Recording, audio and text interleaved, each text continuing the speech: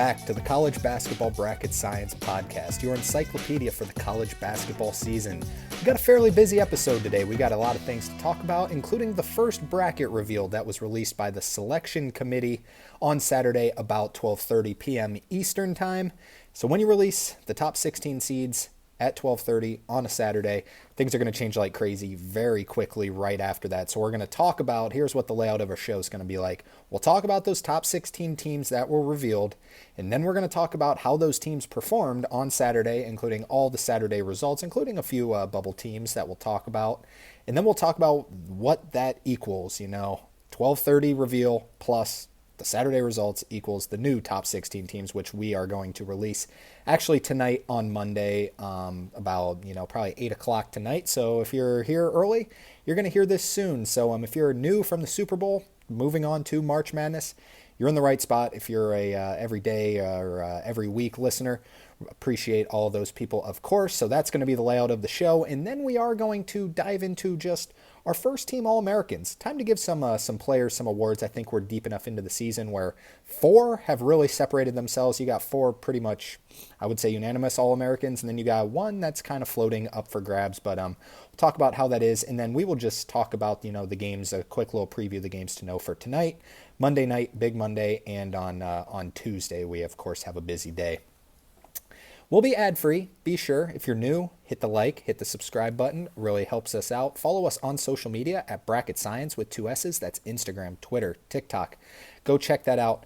Now let's dive right into, this is what was released on February 15th at 12:30 p.m. Eastern Time, the selection committee's top seeds. The 1 seeds, no surprise. This is what everyone thought they were going to be. Auburn 1, Alabama 2, Duke 3, Florida 4. Nothing really to talk about there. 2 seeds, first 2 seed, Tennessee. Yeah, that's, top 5 were pretty much set in stone.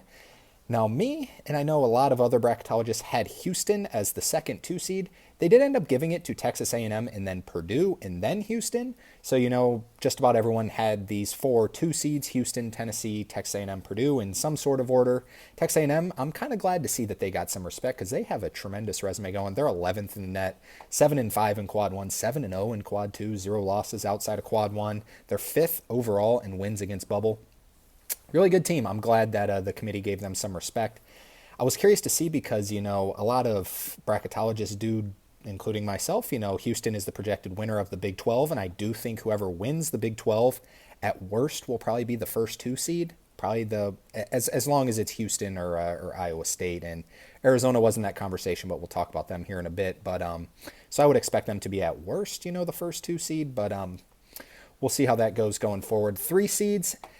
Maybe a little surprising for some. Iowa State and Kentucky, they were kind of set in stone as 3 seeds. I did have Wisconsin as a 3 seed, and I was kind of surprised. I don't know. I just didn't know if the committee would really do it, but they did. They put Wisconsin as a 3 seed, which I'm glad, and they proved themselves against Purdue, which we'll talk about here in a second.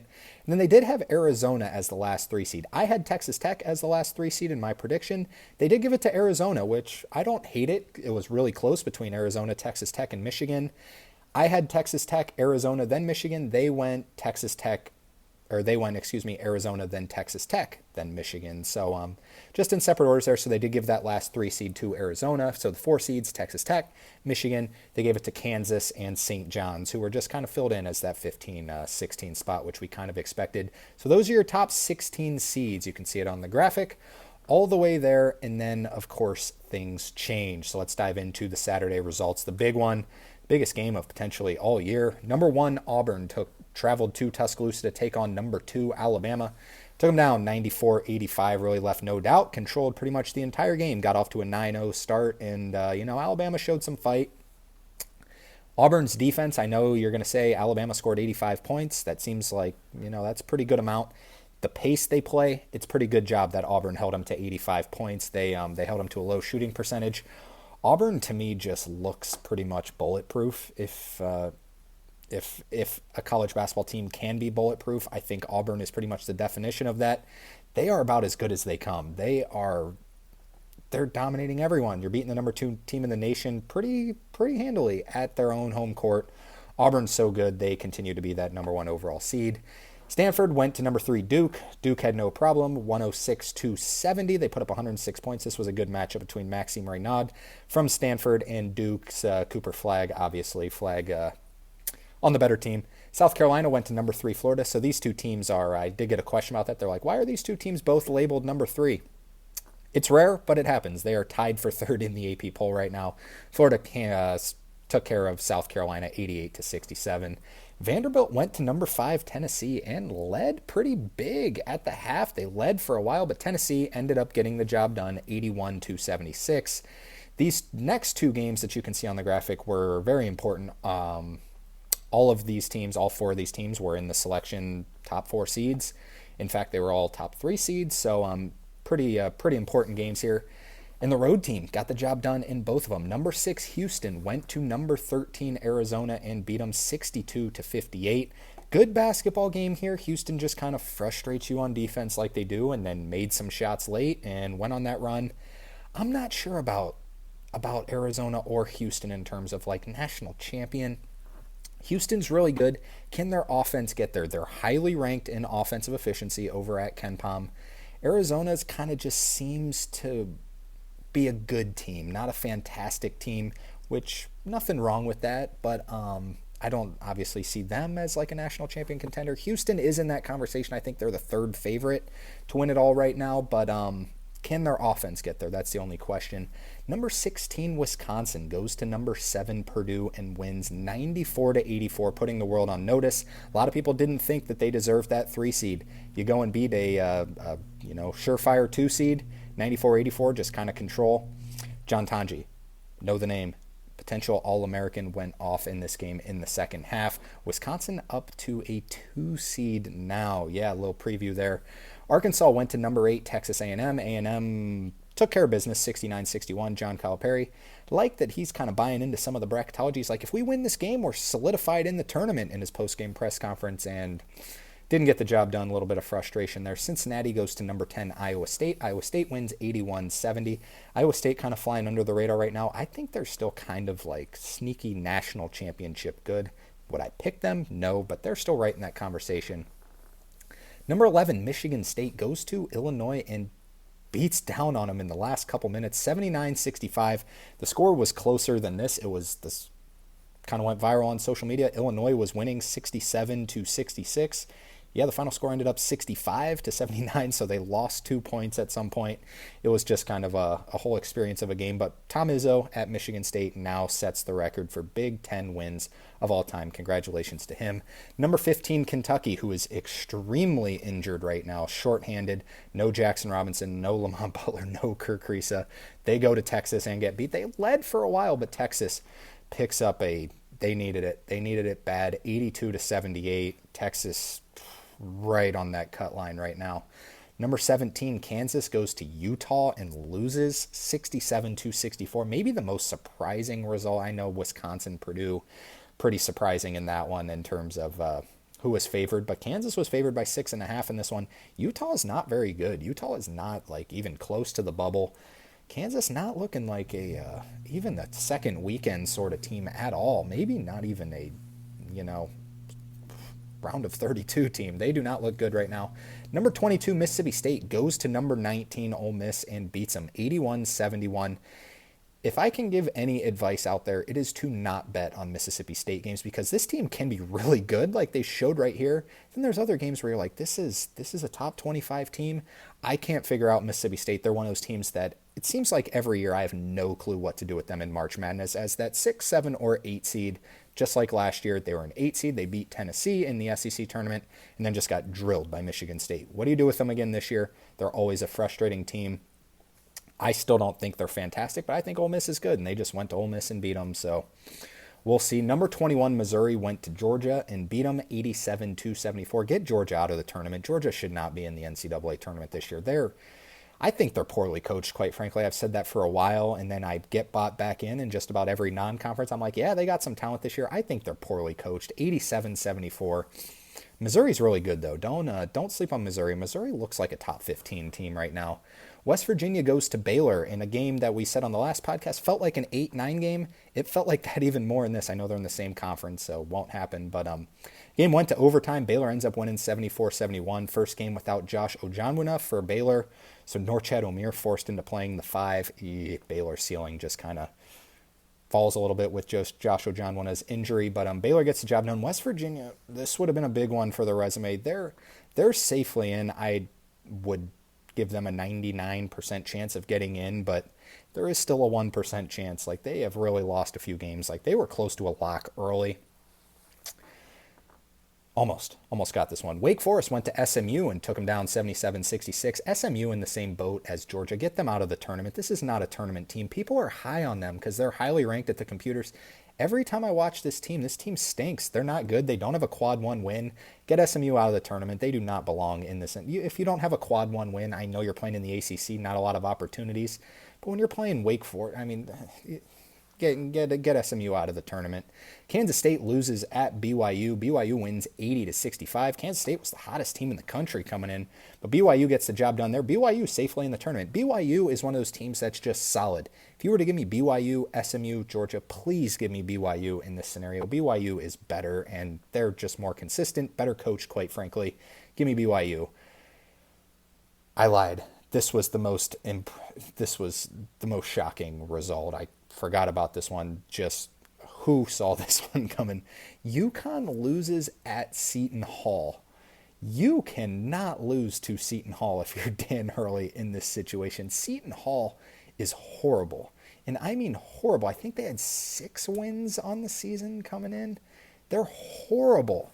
They protect their home court. UConn, the graphic went viral. They were up by like 7 points with 30 seconds left and ended up falling in this game.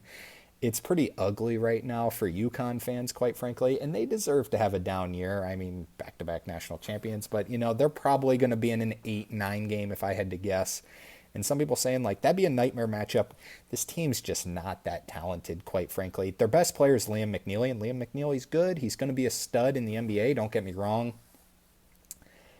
Liam McNeely, a completely different player than Steph Castle, but Steph Castle just kind of fit into a role last year, and it's not fair to compare last year's team to this year's team. I get that, but it's just completely different.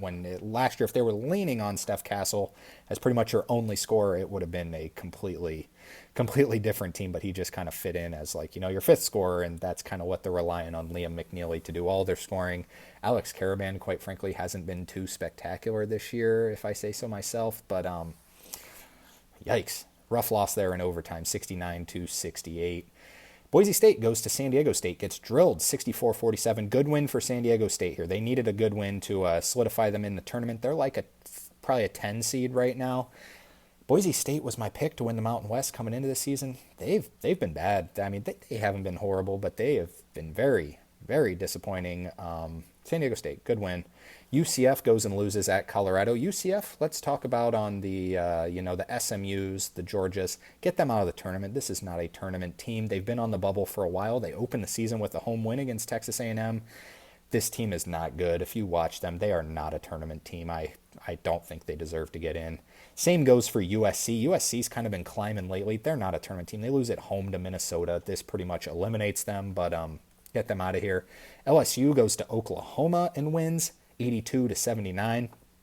Oklahoma, tremendous non-conference as they always do, and then it has just gone south like crazy. They might really test the theory of if you go 6-12 in the SEC with an undefeated non-conference, do you get in?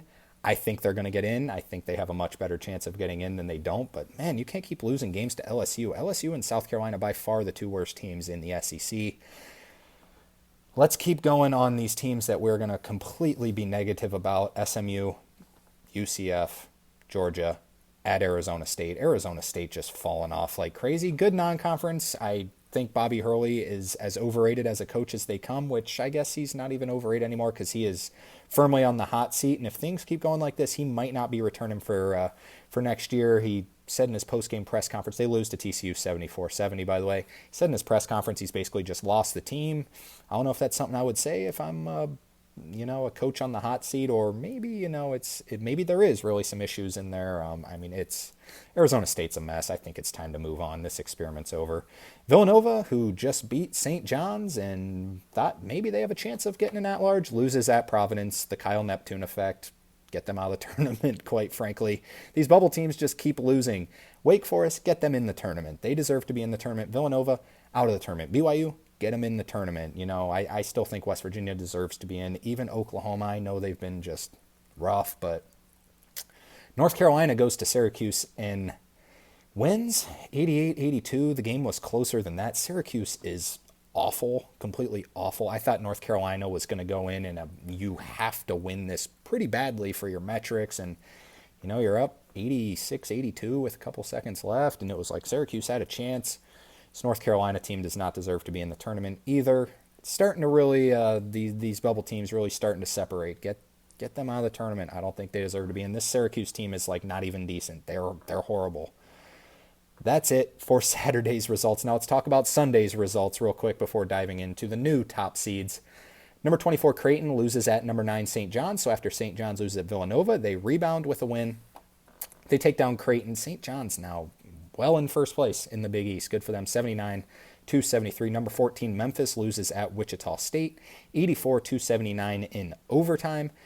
A lot of Memphis fans were upset that they weren't in the top four release for some reason. I had them as like the last 5 seed, I think, going into that. No, I don't know why people thought they were going to be a top 4 seed.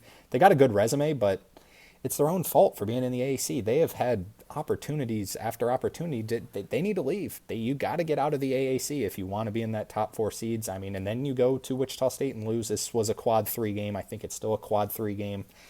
Yeah, you can't do that. There's so many roadblocks in the AAC play. They ran into it last year. I think Memphis, your best bet, leave the AAC, or you can't really complain that you're a 5 seed, which Penny Hardaway done a good job. They're a good team, high ceiling this year. I think they're going to win some games in March this year.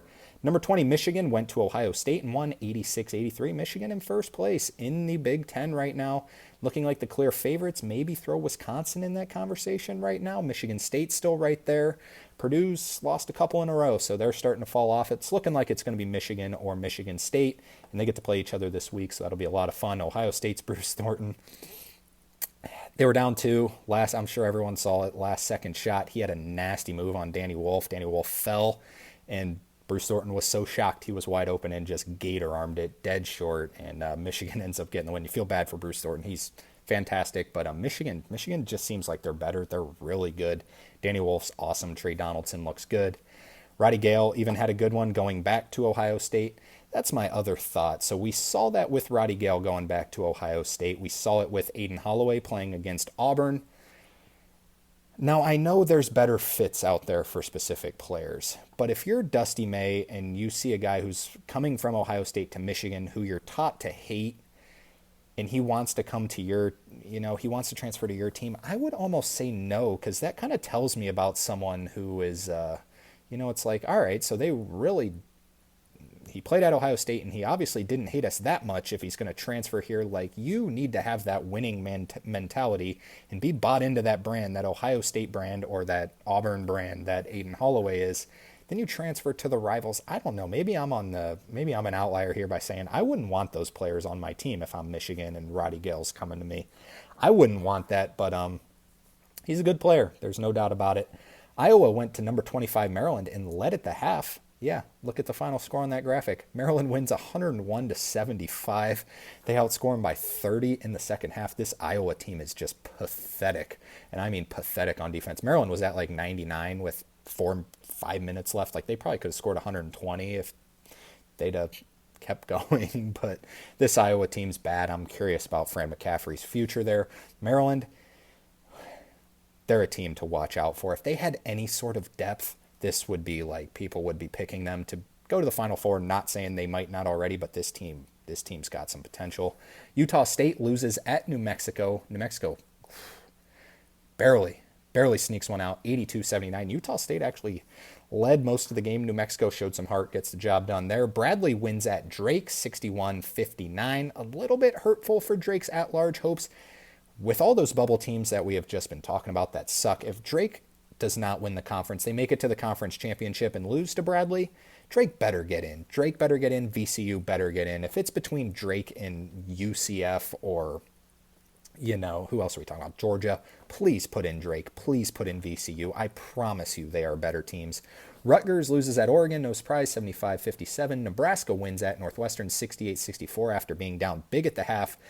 Viral picture, looked like Fred Hoiberg might have punched a wall or broke a clipboard or something. He left to go to the halftime break with nothing on his hand, and then he came back after halftime break bandaged up, so it looked like he got a little mad there. Marist wins at Merrimack in an MAAC, top two teams, well, Quinnipiac's in that as well, in the loss column at least, top two teams. Marist wins 61-60, crunch time there. Youngstown State wins at Cleveland State in the Horizon League, 68-60. Louisville wins at Notre Dame, no surprise there. Notre Dame, wow, what a disappointing year. And then Wright State loses at Green Bay. The Fighting Doug Gottliebs get their first win in forever. I think since November. Since November, they pick up a big win here, 79-68. Who really cares, but it is on there. All right, now let's talk about our new seed list. We got the top 5 seeds up here. As mentioned, we're not going to talk about our bubble watch or, the 6 through 11 seeds, because we are going to have a special episode on Wednesday talking about all of that, a little midweek episode where we'll talk about the entire bubble watch, so stay tuned for that. So your 1 seeds stay the same. Auburn's your first number 1 seed, no doubt. I think Auburn could lose 2 more games and not win the SEC tournament and still be the number 1 overall seed. Their resume is as ridiculous as I can remember. 14-2 in quad 1. 14-2. No one else has more than 8. 14-2. That's ridiculous. They're one of the best teams I can remember. Your number 2 overall seed is still Alabama. They're 8-4 in quad 1, which is better than, the Dukes, the Floridas, and they are also second in wins against bubble. They're still your number 2 overall seed, even despite the loss. Duke, still your number 3 overall seed. Florida, still your number 4 overall seed. These two teams are neck and neck, quite frankly. I would almost lean Florida. I knew they were going to put Duke ahead. I would almost lean Florida, but if they didn't put Florida ahead before, they're not going to do it this time. 2 seeds still Tennessee after taking care of Vanderbilt. Barely. Houston does move up after that road win at Arizona to our 6th overall seed. I had them as a 6th overall seed anyways, but after that road win, you have to move them up to the 6th overall seed. Texas A&M still right here as a 2 seed, and then Wisconsin moves up. After that win, Wisconsin now 8th in wins against bubble, which matches up with their seed line. They're 6-5 in quad 1, 7-0 in quad 2. A huge win at Purdue. This team's looking like a 2 seed. 3 seeds, Iowa State. So if you compare Iowa State's resume to Wisconsin's, it is pretty close. I do give the edge to Wisconsin right now. Iowa State 7-4 in quad 1 compared to Wisconsin 6-5. So Iowa State a little better there. Wisconsin 7-0 in quad 2 compared to Iowa State 5-1. So they do have a quad 2 loss. The difference to me is in the wins against bubble metric. I think from what I learned from the committee show is that the committee is going to rely on this metric heavily, and I think they should. I think it's a tremendous metric. Wisconsin is 8th in this, and Iowa State's 10th, so you're splitting hairs. It's really close. After that road win, though, I think you got to give it to Wisconsin. I would lean Wisconsin, but if anyone has Iowa State, I don't hate it. Right behind them is Purdue. Purdue drops from a 2 seed to a 3 seed. Texas Tech up to a 3 seed after Kentucky and Arizona loss, and then Michigan with that big road win at Ohio State, big quad 1 win. They move to your next 3 seed, which Kentucky is now your next 4 seed, followed by Arizona, St. John's just taking care of business, and then Michigan State moves into the graphic with that big win at Illinois. The team that dropped out was Kansas. I do have them as the 3rd 5 seed. Other 5 seeds, the first 5 seed Marquette, just kind of hanging on to that 5 seed. I think they're going to end up a 5 seed at the end of the year. Maryland moves into a 5 seed. They were a 6 seed. I have them now up to a 5 seed. They're really good. They're 14th in the net. Then your last 5 seed is Missouri. So I did have Memphis in that last 5 seed spot. Missouri now overtakes Memphis. I know Memphis beat them opening night, but definitely 2 different teams here, and Missouri doesn't have roadblocks like Memphis does, quite frankly. So these are your top 5 seeds as of right now. Only 2 I could really see flipping, maybe Wisconsin and Iowa State in terms of seed lines, but that's what it's looking like. Now let's dive into, just real quick, a minute or 2, talk about the first team All-American outlook. Something we haven't really talked about too much this year. I think there's 4 that are set in stone. Guard Braden Smith, without a doubt, he's been absolutely fantastic. Guard Cam Jones, I think he is probably the second best guard in the country, quite frankly. Guard Walter Clayton Jr. This is going to be the one that's a little bit up for grabs. The other four are set in stone. We'll come back to him in a second. Forward Cooper Flagg and forward Jonai Broom. No doubt there, those two. I think even Braden Smith and Cam Jones, there's no one else you can replace them with. Walter Clayton Jr. is the one where, some people I think might throw in, a PJ Haggerty, a Chaz Lanier. I think Florida's the best team out of them. I think Walter Clayton Jr. is more important to his team than Chaz Lanier is to Tennessee, because Tennessee's got Zakai Ziegler, so nothing against Chaz Lanier there. I would lean Walter Clayton Jr. as that All-American. We'll see how much they have to lean on him going forward with some of their injuries that they've been having to overcome a little bit. Now let's talk about the games to watch just for Monday and Tuesday, because as we mentioned, we're going to be back Wednesday morning talking to you again. On Monday, Big Monday, the games to watch. Number 3 Duke goes to Virginia. The ACC is kind of ruining Big Monday, quite frankly. Outside of, Duke's fun to watch, but then, Virginia was supposed to be good. Pitt was supposed to be pretty good, and they're not. This game's at 8 o'clock on ESPN. Duke is favored by 14.5. My goodness. At 9 o'clock on ESPN2, Kansas State desperately in need of a win now after that loss at BYU goes to Utah, who just beat Kansas. Utah favored by 2.5 at home. Two teams that if you were to ask me about them 3 weeks ago, I would have said both teams just completely suck. Not really the case anymore. I still don't think either, Kansas State's been really good. I still don't think Utah's very good, but Kansas State start off 7-11. They were not good for a while. I don't know how to watch this game. 9 o'clock ESPN2. The game I will be tuning into, 10 o'clock on ESPN. Number 13 Arizona coming off that loss. Now bear in mind, this is the old rankings as the AP poll is going to release here. It's about noon right now. The AP poll is going to release in about an hour. So these rankings might change a little bit. But at 10 o'clock on ESPN, number 13 Arizona goes to Baylor. Baylor favored by 1.5 in this one without Josh Ojanwina. I think I would lean Arizona in this game, quite frankly, just because of their size. I just think that they can wear down Baylor coming off a loss, but home court's going to be rocking there in Baylor. At 7 o'clock on ESPN Plus, the last game we'll talk about, McNeese goes to Southeastern Louisiana. These are your top two teams in the Southland. Now, obviously, McNeese is worlds above everyone. McNeese is favored by 7.5 in that one. On the road, 7 o'clock, ESPN Plus, if you want to tune into some McNeese action there. On Tuesday, we have yet another good day. Starting at 6:30 on FS1, Villanova goes to UConn. UConn favored by 6 in this one. Villanova, two teams here that, man, I don't know. That might be an ugly game, but UConn favored by 6. Nice early matchup there. Probably a 8/9 seed right now for UConn taking on a team outside the tournament looking in. At 7 o'clock on Peacock, number 7 Purdue goes to number 11 Michigan State. Purdue's lost 2 in a row. Michigan State looking to protect their home court environment. They're favored by 2 in that one via KenPom. This is the game of the night. The game to watch, 7 o'clock. Get that Peacock subscription. At 7 o'clock on the SEC Network, number 8, Texas A&M. Remember, rankings are subject to change. At number 22, Mississippi State, who should be climbing the polls a little bit with their big win there. Mississippi State favored by 1 at home. Two just scrappy physical teams. 7 o'clock, SEC Network. At 7 o'clock on ESPN2, Oklahoma in need of some wins. I don't think they're going to get it here. At number 3, Florida. Florida favored by 15. My goodness. 8 o'clock on ESPN Plus, number 12, Texas Tech, who might climb into the top 10 in the new rankings. You'll know here in just about an hour. At TCU, who's been playing better basketball as of late. Still not a tournament team, but Texas Tech favored by 8 on the road. At 8:30 on FS1, Illinois travels to number 16, Wisconsin. Wisconsin favored by 5 in this game. Wisconsin still hanging on to a little bit of hope with Big Ten regular season championship. At 9 o'clock on ESPN2, number 6 Houston goes to Arizona State. Arizona State falling off like crazy. Will they do it against this scrappy Houston defense and Houston offense that's better than usual? Probably not. At 9 o'clock on ESPN, number 17 Kansas travels to BYU. BYU looking to pick up another good win. BYU always seems to beat Kansas every single time they play. As far as I can remember, it seems like BYU just kind of beats Kansas.